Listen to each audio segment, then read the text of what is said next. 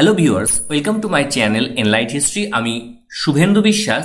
আজকের এই ভিডিওতে চীনের ইতিহাস নিয়ে আলোচনা করব, অর্থাৎ পিএসসির ইতিহাসের সিলেবাসে তাং এবং সোং বংশের ইতিহাস রয়েছে। তো সেই তাং এবং সোং বংশ বা এই পুরো যে চৈনিক সিভিলাইজেশন, তার ইতিহাস আমাদের কাছে কিন্তু নতুন।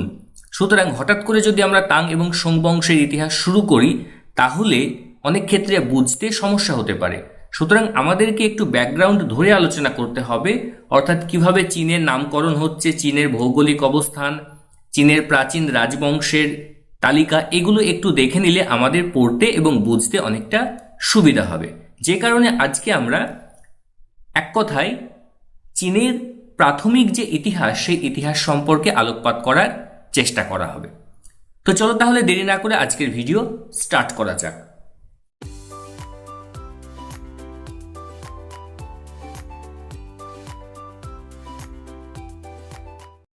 দেখো, চীন পূর্ব এশিয়ার একটি বৃহত্তম রাষ্ট্র এবং চীনের যে ইতিহাস সেটা কিন্তু অনেক সুদূর এবং প্রাচীন।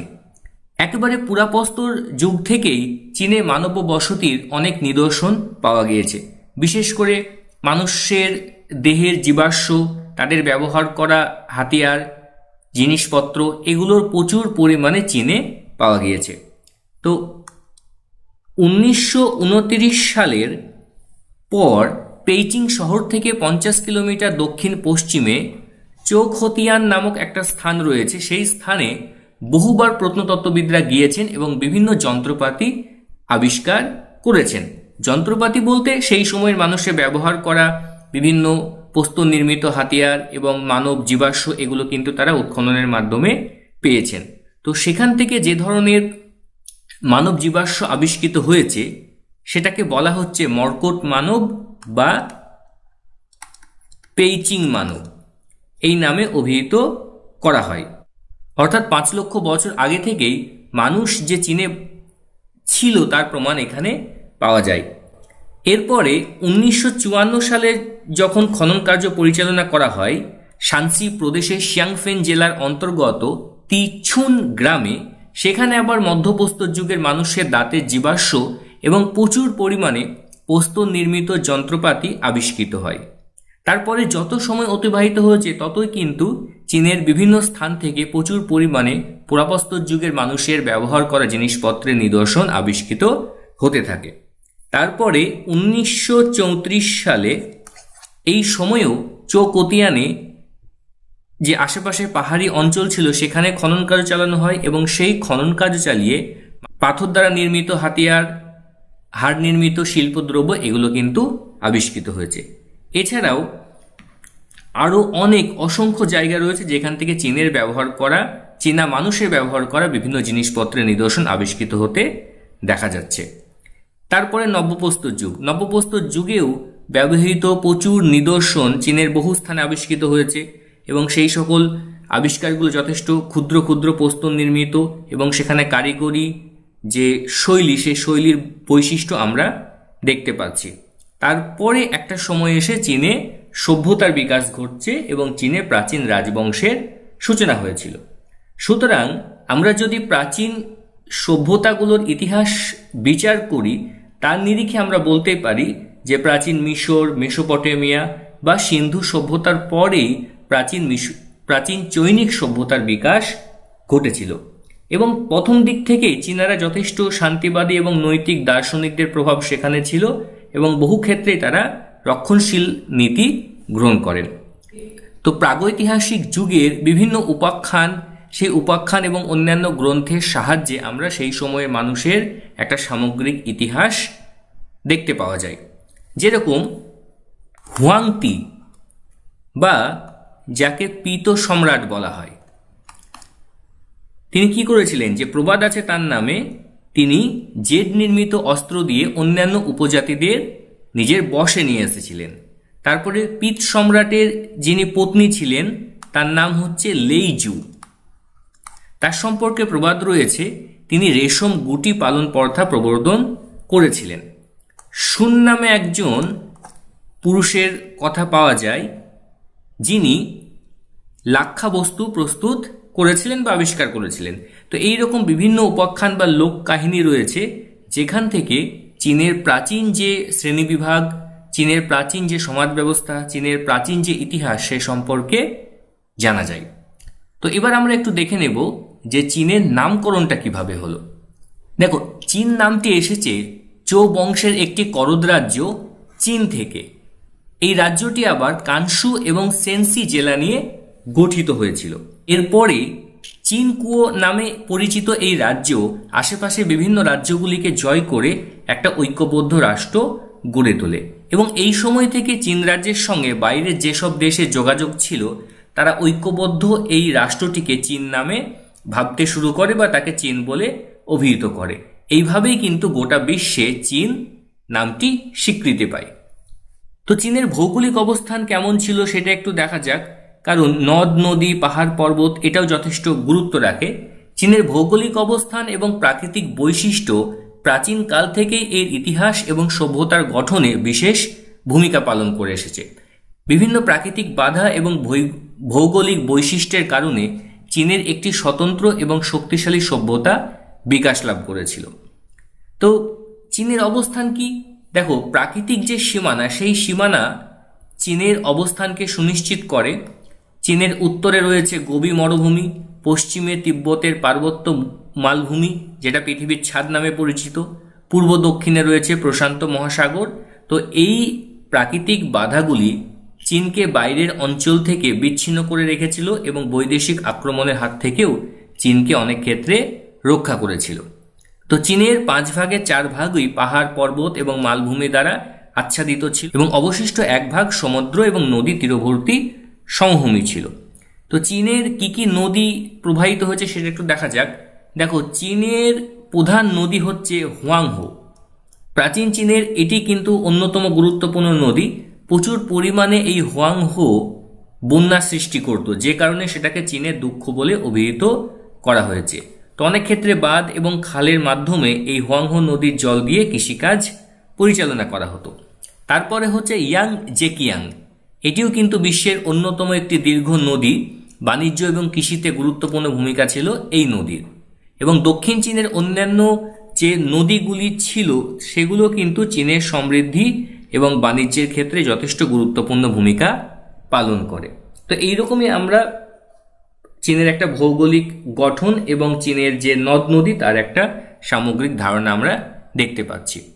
তো চীনে কোন কোন বংশের শাসন ছিল সেটা একটু আমাদের একটু ভালো করে দেখা দরকার, কারণ এর ওপরই কোন বিষয়গুলো তোমরা পড়বে এবং কোনটা বাদ দেবে সেটা এখানে গুরুত্বপূর্ণ হয়ে উঠছে। দেখো, চীনে প্রথম যে রাজবংশের ইতিহাস আমরা দেখতে পাচ্ছি সেটি হচ্ছে শিয়া রাজবংশ। এই শিয়া রাজবংশের সময়কাল কত? খ্রিস্টপূর্ব 2100 থেকে খ্রিস্টপূর্ব 1600 অব্দ। এই সময় পর্যন্ত চীনে শিয়া রাজবংশের শাসন ছিল। তারপরে আসে সাং রাজবংশ, খ্রিস্টপূর্ব 1600 থেকে খ্রিস্টপূর্ব 1045 অব্দ। এবার আমি আগেও বলেছি, এখনও বলছি, অনেক টিউটর রয়েছে, অনেক শিক্ষক রয়েছেন, তারা কিন্তু এই সাং বংশের ইতিহাস তোমাদেরকে পড়িয়ে দিচ্ছেন।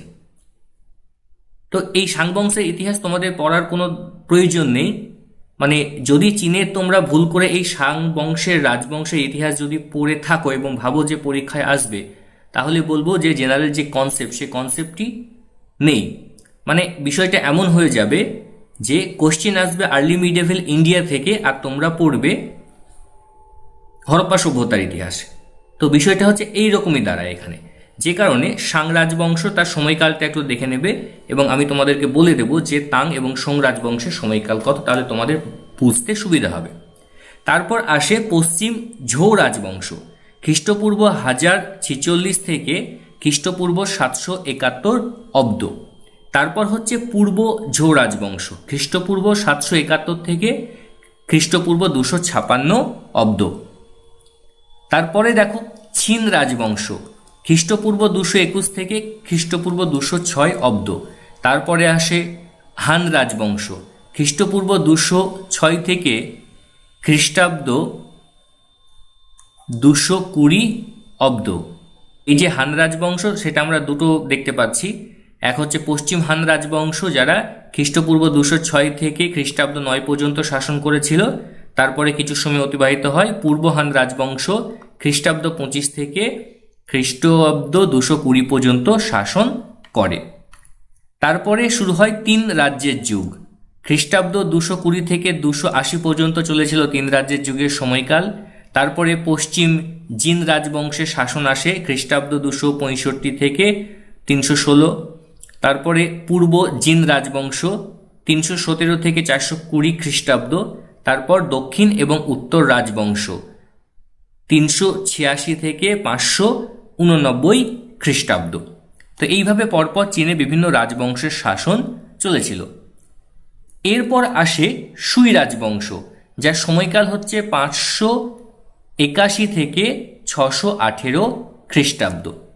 তো তোমাদেরকে যেটা দেখতে হবে বা শুরু করতে হবে সেটা কিন্তু এই সুই রাজবংশের ইতিহাস দিয়ে। সিলেবাসের মধ্যে কি রয়েছে? তাং রাজবংশ এবং সোং রাজবংশ।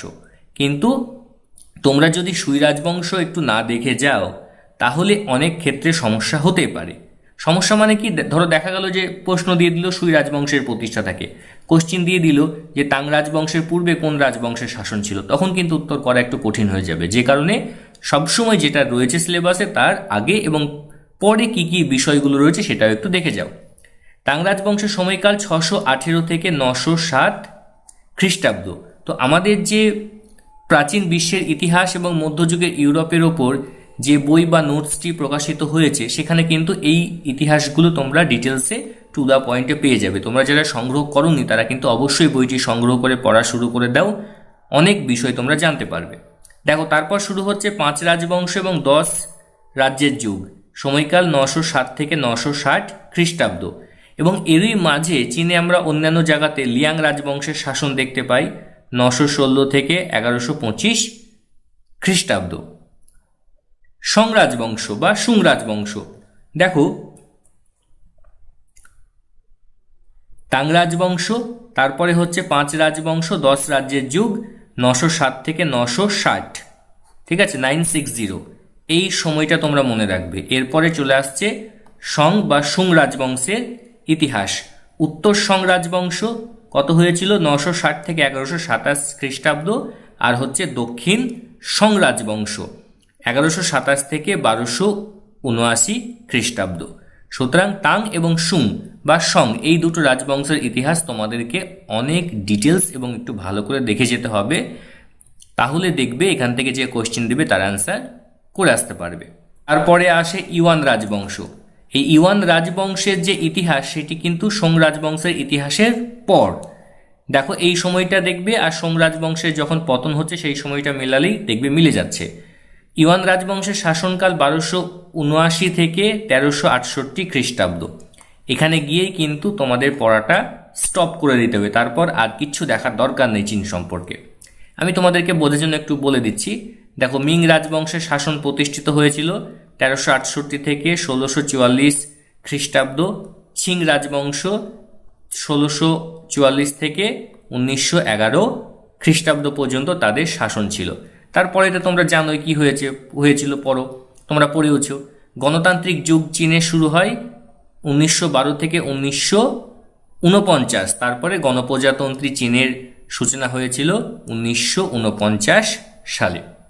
তো এইভাবেই চীন প্রাচীন রাজবংশ থেকে শুরু করে গণপ্রজাতন্ত্রী চীনে পরিণত হয়েছিল। সুতরাং এই আলোচনার মধ্যে দিয়ে তোমরা বুঝতে পারলে যে প্রাচীন চীনের যে ইতিহাস সেই ইতিহাসের কোন কোন বিষয়গুলো তোমাদেরকে পড়তে হবে। এক হচ্ছে তাং রাজবংশ আর হচ্ছে সোং রাজবংশ, ঠিক আছে। শাং বংশ কিন্তু কখনো নয়, এটা ভালো করে বুঝে যাবে। এক হচ্ছে তাং রাজবংশ আর হচ্ছে সোং রাজবংশ, এই দুই বংশের ইতিহাস তোমাদেরকে ভালো করে পড়তে হবে এবং এখানে খুব ইজি টাইপের কোয়েশ্চেন দেবে, ঠিক আছে। তো এই ছিল আজকের বিষয়। আজকের ভিডিওটা যদি তোমাদের ভালো লেগে থাকে তাহলে অবশ্যই একটু লাইক করে দিও ভিডিওটাকে, আর প্রচুর প্রচুর তোমরা শেয়ার করো। যারা পিএসসি এক্সাম দেবে তারা যাতে ভিডিওটি দেখতে পারে এবং চীনের ইতিহাস সেটা বুঝতে পারে। পরবর্তী ভিডিওতে আমরা আরও ডিটেলসে চীনের বিভিন্ন ইতিহাস, তাং সোং বংশের যে শাসনকাল, বিখ্যাত শাসক, সামাজিক অর্থনৈতিক বিভিন্ন দিক, এগুলো নিয়ে আলোচনা করব। আজকে এখানে শেষ করছি। ধন্যবাদ।